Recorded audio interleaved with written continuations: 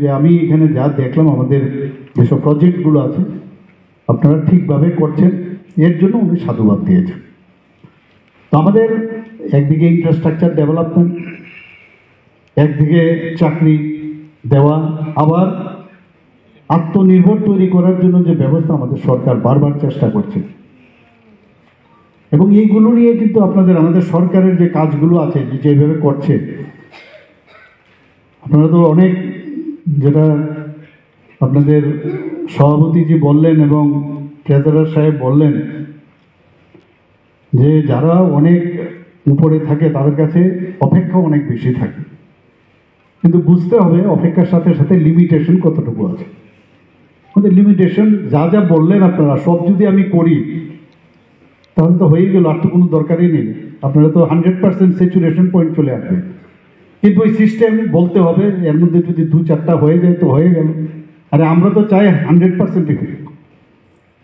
আগে একটা সময় ছিল রাস্তার মধ্যে জিন্দাবাদ জিন্দাবাদ জিন্দাবাদ করতো, আবার 15 বছর 3-3টা ইলেকশনের পরে একটু একটু দিত। আমার আগের যে মুখ্যমন্ত্রী ছিলেন আমাদের, এর আগে আমার পূর্বতন মুখ্যমন্ত্রী, ওনার সময় 3% আমাদের সরকার আসার পর 3% দিয়ে দিয়েছে। আমি আসার পর আপনাদের 29 মাসে 29% দিয়ে আমি দিয়েছি। তো আপনারা কি আমার কাছে এসছেন? কোনোদিন তো আসেননি, ডিমান্ডও করেননি, তাহলে 32% দিয়েছি। আপনাদের থেকে বেশি চিন্তা যে কি করে সেন্ট্রালি এতগুলো আমাদের বারবার ওনাদের বাড়াচ্ছে দিয়ে, ডিফারেন্সটা কত তাড়াতাড়ি কমানো যায়। 1% দিয়ে যদি দেই, 1% দিয়ে দিলে আপনার 100 কোটি টাকা। ভাবুন, আমাদের 27,000 কোটি টাকা আমাদের বাজেট ছিল গত বছর, এইবার কি আমরা প্রায় 32,000 কোটি টাকা করেছি। রিসোর্স কোথায়, আমাদের সোর্স করি ইনকামে। তারপরেও আমরা কিন্তু যেভাবে ট্রান্সপারেন্সির সাথে কাজ করছি, তারপরেও বাইরের দিকে যখন আমরা এক্সটার্নাল যে এডেড যে ফান্ডগুলো আছে সেইগুলো আমাদের ক্যাপিং করা আছে। 3 বছরের জন্য আমাদের কাছে বলে দিয়েছে অলরেডি যে 4,000 কোটি টাকার বেশি নেওয়া যাবে না। তো অথচ অন্যান্য যেসব মেজর যে ল্যান্ডগুলো আছে আমাদের ভারতবর্ষে, সেখানে কিন্তু ক্যাপিং নেই।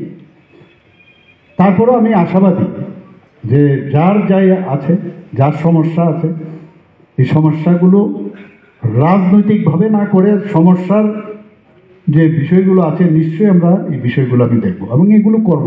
কিন্তু আপনাদের কাছ থেকে কিন্তু অনেক বেশি আমাদের আশা।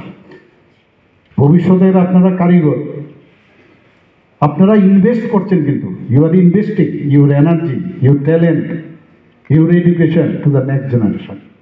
কারণ আপনারা যে ইনভেস্ট করছেন আপনাদের ছেলে মানে স্টুডেন্টদের যারা আছে, সেই ইনভেস্ট কিন্তু আলটিমেটলি কিন্তু ফিরে আসবে রাষ্ট্র নির্মাণের এবং রাজ্য নির্মাণের ক্ষেত্রে।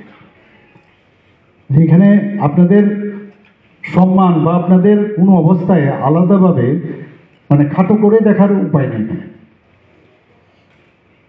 এবং আমি নিশ্চিত যে এই ধরনের আপনারা এই মহল এখন যেটা তৈরি হয়েছে এখানে, এই মহল কিন্তু আগে ছিল না।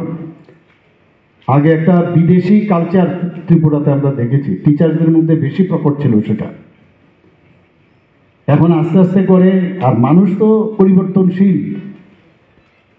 প্রতিটা জিনিস শরীরেই পরিবর্তনশীল।